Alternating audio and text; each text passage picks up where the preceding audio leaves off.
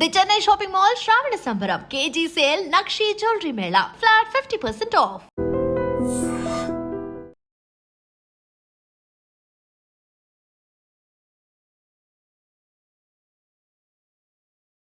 అందరికీ నమస్కారం. Welcome to iDream Media. నేను మీ ఝాన్సీ.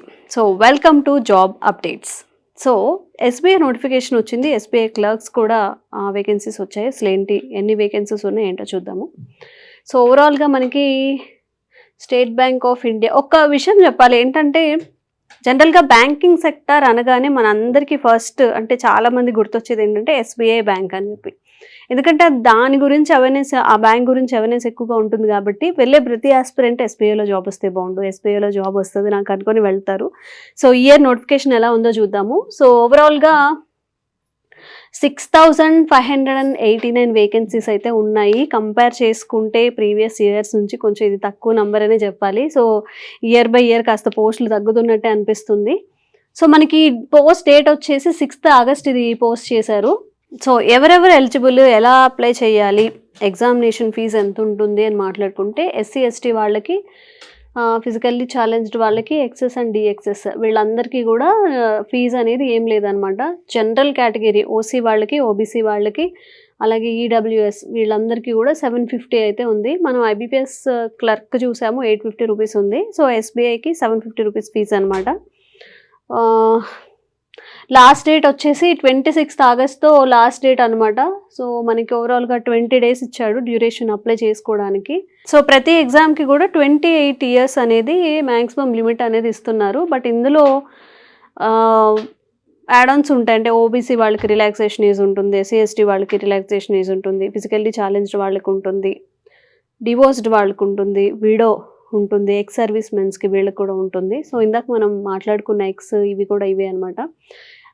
ఎవరైతే సమ్ మిలిటరీ లేదా దేశం కోసం చేసిన వాళ్ళ కోసం అంటూ కొన్ని పోస్టులు ఉంటాయి. వాళ్ళందరికీ కూడా ఫీజు లేదు. అండ్ వాళ్ళందరికీ కూడా ఏజ్ రిలాక్సేషన్ కూడా ఉంటుందన్నమాట. సో ఎనీ డిగ్రీ ఎవరు అప్లై చేయాలి అన్నప్పుడు candidates should possess any graduate, degree pass అయిన ఎవరైనా కానీ అప్లై చేసుకోవచ్చు. అండ్ బీటెక్ వాళ్ళు కూడా అప్లై చేసుకోవచ్చు.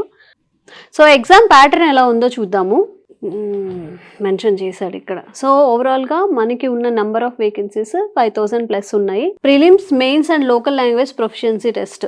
మనం ఇందాక మాట్లాడుకున్నట్లుగా జనరల్గా 2 తెలుగు రాష్ట్రాల స్టూడెంట్స్ ఏమని అనుకుంటారంటే, ఇప్పుడు మనకి ఏపీలో కాంపిటీషన్ ఎక్కువ ఉంది, తెలంగాణ అప్లై చేస్తే అక్కడ తక్కువ కాంపిటీషన్తోనే మనకి జాబ్ వస్తుందని చెప్పి కొన్ని సంవత్సరాలు ఆలోచించారు.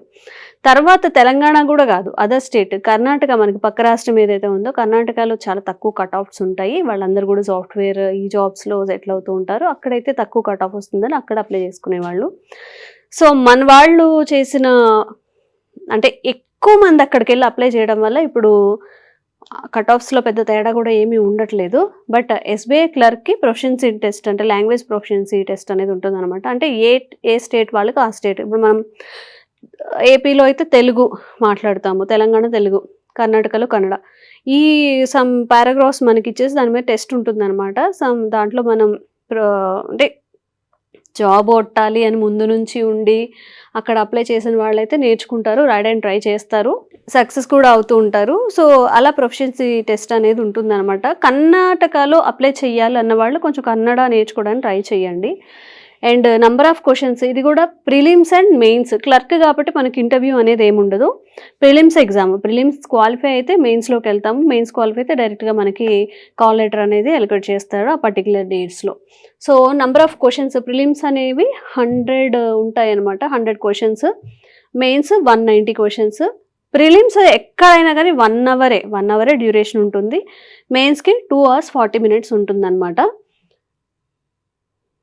సో టోటల్గా prelims 100 marks. But prelims marks ఏమి మనకి మెయిన్స్కి అనేది యాడ్ అవ్వవు. ఇవి జస్ట్ ఒక క్వాలిఫికేషన్ టెస్ట్ లాగా అనమాట. English, maths and reasoning individual cut off ఉంటుంది, ఓవరాల్ కట్ ఆఫ్ ఉంటుంది. సమ్ కట్ ఆఫ్ పెడతారు, దాని వరకు మనకి వచ్చేస్తే అది జస్ట్ అక్కడి వరకు. ఇవి మెయిన్స్లో ఏమి యాడ్ ఆన్ అవ్వవు. మెయిన్స్ ఎగ్జామ్ పెడతారు, దాంట్లో మాత్రం వచ్చిన మార్క్స్ మాత్రమే మనకి కన్సిడర్ అవుతాయి అనమాట.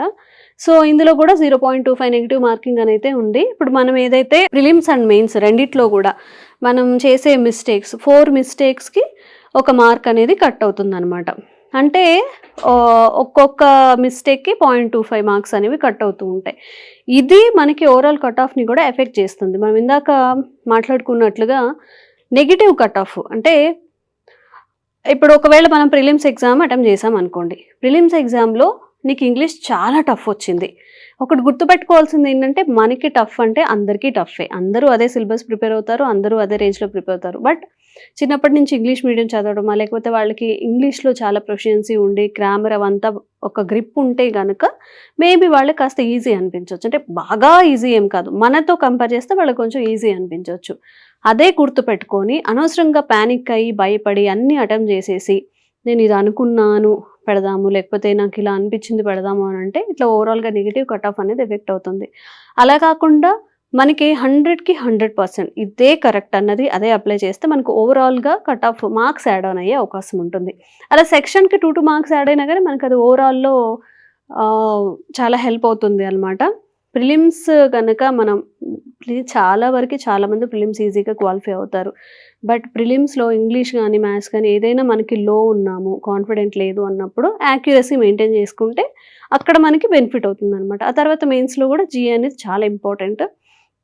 బ్యాంకర్స్ అడ్డా కానీ లేకపోతే చాలా సైట్స్ ఉన్నాయన్నమాట మనకి. డైలీ అక్కడికెళ్ళి ఆ వెబ్‌సైట్‌లోకి వెళ్ళి ఒక 10 మినిట్స్ 15 మినిట్స్ కేటాయించుకొని అవి రాసేసుకోవడం. అంటే మెయిన్ పాయింట్స్ ఏమున్నాయి, స్పెషల్ డేస్ ఉంటాయి, దానికి థీమ్ ఉంటుంది. ఆ థీమ్ రాసుకోవడము. ఈ రోజున ఏమంటారు, దీనికి థీమ్ ఏంటని అది రాసుకోవడము. ఏం జరుగుతుంది ఓవరాల్‌గా. అలా మనం ఒక నోట్స్ తయారు చేసుకుంటే 30 డేస్‌కి అట్‌లీస్ట్ మనకి 20 వచ్చినా 600 జీఏ క్వెషన్స్ మనకు అక్కడే వస్తాయి. సో, చాలా అంటే ఎక్కడెక్కడో చదివిన దానికన్నా ఓన్‌గా మనం రాసుకున్న దానికి డిఫరెన్స్ ఉంటుందన్నమాట. అండ్ ఎవరైనా ఏ సెక్షన్‌లో అయినా గనక కొంచెం వీక్ ఉన్నాను అనిపిస్తే ఆ సెక్షన్ కాస్త జాగ్రత్తగా డీల్ చేసుకొని ఇట్లా జీఏ గానీ, రీజనింగ్ అనేది చాలామంది ఈజీగా చేస్తుంటారు. రీజనింగ్‌లో మార్క్స్, జీఏలో మార్క్స్ తెచ్చుకుంటే ఇంగ్లీష్ కొంచెం ఎలా అయినా టఫ్ వస్తుంది కాబట్టి, ఉండే కొద్దీ టఫ్‌నెస్ పెరుగుతుంది కాబట్టి ఇంగ్లీష్‌లో చాలా జాగ్రత్తగా పెట్టుకొని అండ్ ఈ జీఏలో రాళ్ళేయకుండా యాక్యురసీ మెయింటైన్ చేసేసుకుంటే మనం కాస్త సేఫ్ జోన్‌లో ఉంటాము. స్కోర్ కూడా వచ్చే అవకాశం ఉంటుంది. So, all the best friends అందరికీ కూడా. సో, ఎవరైతే ఎస్‌బీఐ కోసం ఈగర్‌గా వెయిట్ చేస్తున్నారో నోటిఫికేషన్ అయితే వచ్చింది. ఇప్పటివరకు ఓకేగా ప్రిపేర్ అయిన వాళ్ళు కూడా కాస్త గట్టిగా ప్రిపేర్ అవ్వడానికి ట్రై చేయండి.